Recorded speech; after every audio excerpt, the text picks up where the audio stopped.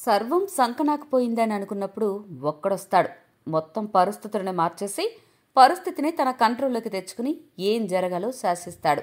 అలాంటి వాళ్ళను సినిమాల్లో సలార్, ఓజీ అంటారు. కానీ ఇండియన్ క్రికెట్లో తిలక్ వర్మ అంటారు. నిజంగానే తెలుగుడు Tilak Varma Salaar and OG of Indian cricket. ఎందుకంటే ఇండియా అత్యంత ఎక్కువ కష్టాల్లో ఉన్నప్పుడు, ఇక గెలవడం కష్టం అనుకున్నప్పుడు తిలక్ వర్మ ఎంట్రీ ఇచ్చి ఎవరెస్ట్ అంత ఒత్తిడిని, సముద్రమంత టెన్షన్ను దిగమింగి పాకిస్తాన్ లాంటి జట్టును మింగేసి ఇండియాను విజయ తీరాలకు చేర్చడం అంటే మాటలు కాదు. గతంలో చాలాసార్లు ఇలా చేసిన తిలక్ వర్మ ఈరోజు ఫైనల్లో మరోసారి అసాధ్యాన్ని సుసాధ్యం చేశాడు. సరికొత్త సూపర్ హీరోగా అవతరించాడు.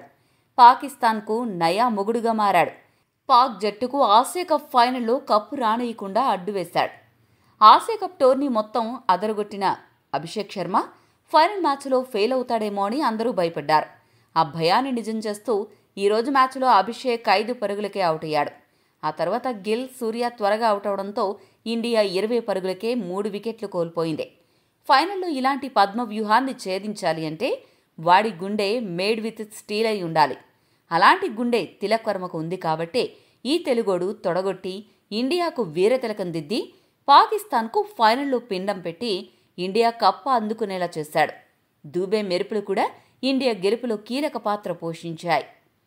41 ఏళ్ల తర్వాత ఇండియా పాకిస్తాన్ ఫైనల్లో తలపడిన ఇండియానే విజయాన్ని సాధించి పాకిస్తాన్ను అస్సాం ట్రైన్ ఎక్కించేసింది. ఈ ఫైనల్ మ్యాచ్లో గెలవడం ద్వారా ఇండియా ఇప్పటి వరకు మొత్తంగా 9 సార్లు ఆసియా కప్ను గెలుచుకుంది. ఈ మ్యాచ్లో ఒక విడ్డూరం ఏంటంటే గతంలో కోహ్లీతో కొట్టించుకున్న హారిస్ రవూఫ్ ఈరోజు తిలక్తో కొట్టించుకున్నాడు. ఒక రకంగా ఈరోజు ఇండియాను గెలిపించాడు.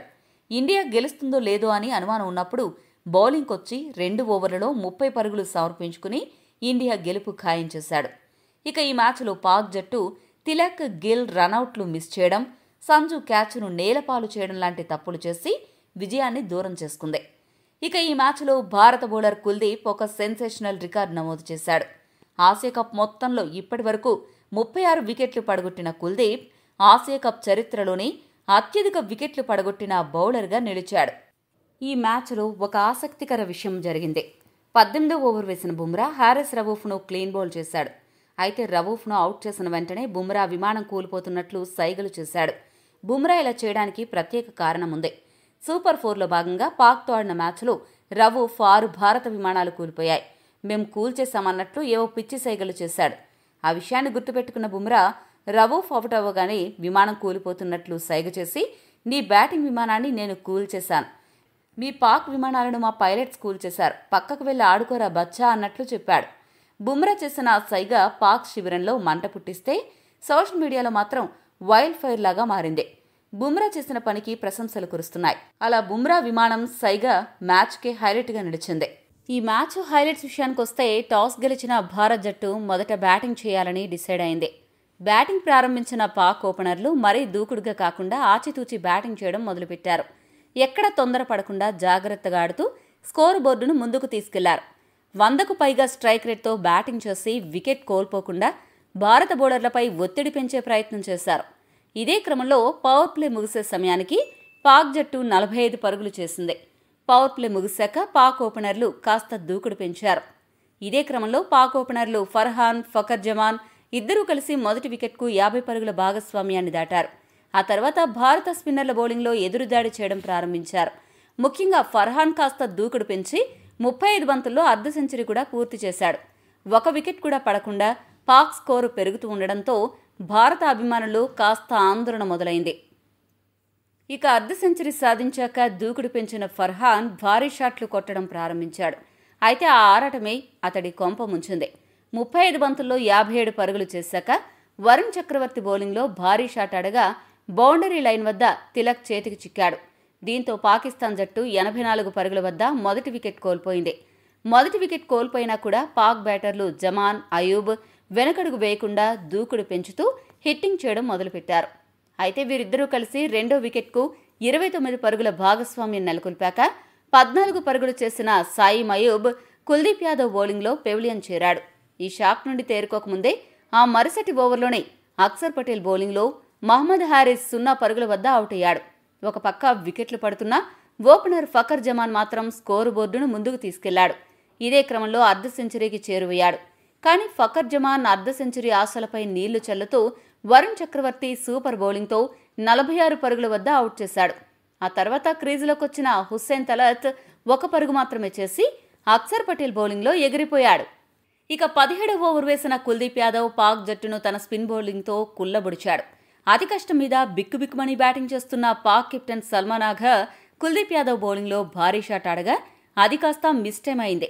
అయితే wicket keeper Sanju Samson sensational running catch పట్టి అదరగొట్టాడు. అలా సల్మాన్ ఆఘా 8 పరుగుల వద్ద పెవిలియన్ చేరాడు.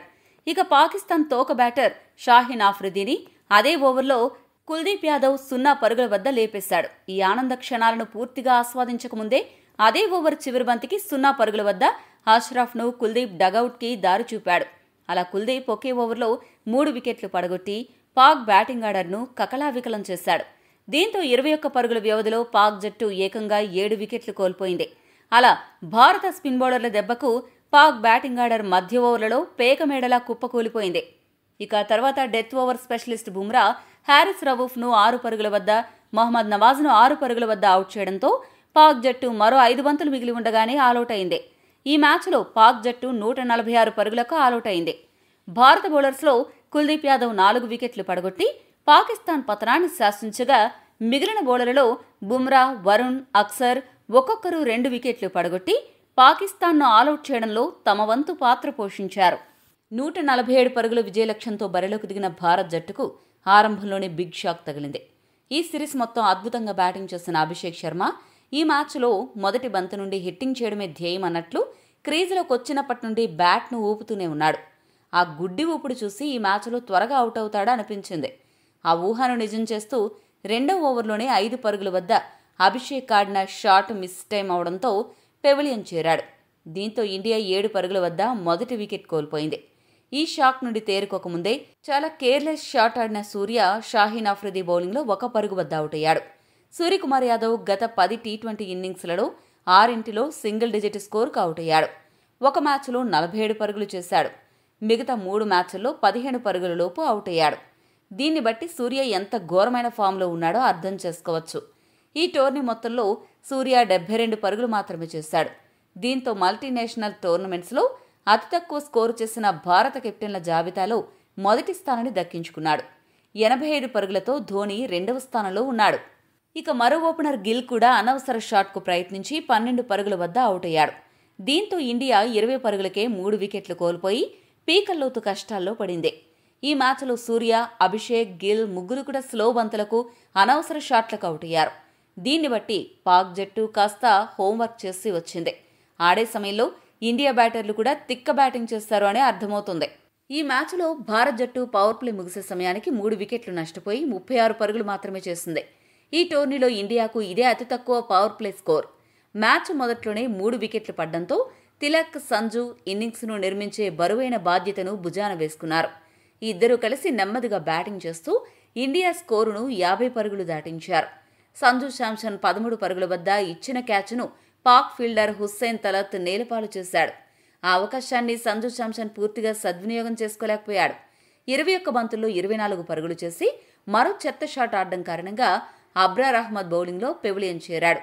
దీంతో తిలక్, సంజు నెలకొల్పిన 57 పరుగుల భాగస్వామ్యానికి తెరపడింది. స్పిన్నర్లు బౌలింగ్ చేసినంతసేపు నెమ్మదిగా ఆడిన భారత బ్యాటర్లు ఫాస్ట్ బౌలర్ హారిస్ రవూఫ్ వేసిన 17వ ఓవర్లో దూబే, తిలక్ ఒక్కసారిగా గేర్లు మార్చి 17 పరుగులు రాబట్టి మ్యాచ్ స్వరూపాన్ని పూర్తిగా మార్చేసి పాక్ గుండెల్లో గుబులు పుట్టించారు.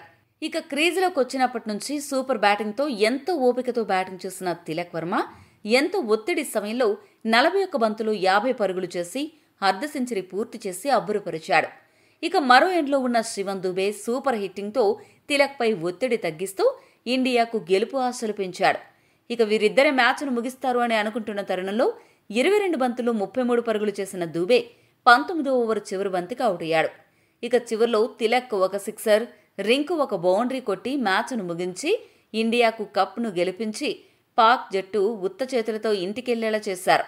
ఈ మ్యాచ్లో తిలక్ చివరి వరకు అజేయంగా నిలిచి 53 బంతుల్లో 69 పరుగులు చేసి సరికొత్త సూపర్ స్టార్గా అవతరించాడు. ఈ వీడియో మీకు నచ్చితే లైక్, షేర్, కామెంట్ చేయండి. మరిన్ని స్పోర్ట్స్ అప్డేట్స్ కోసం మా ఛానల్ను సబ్స్క్రైబ్ చేసుకోండి.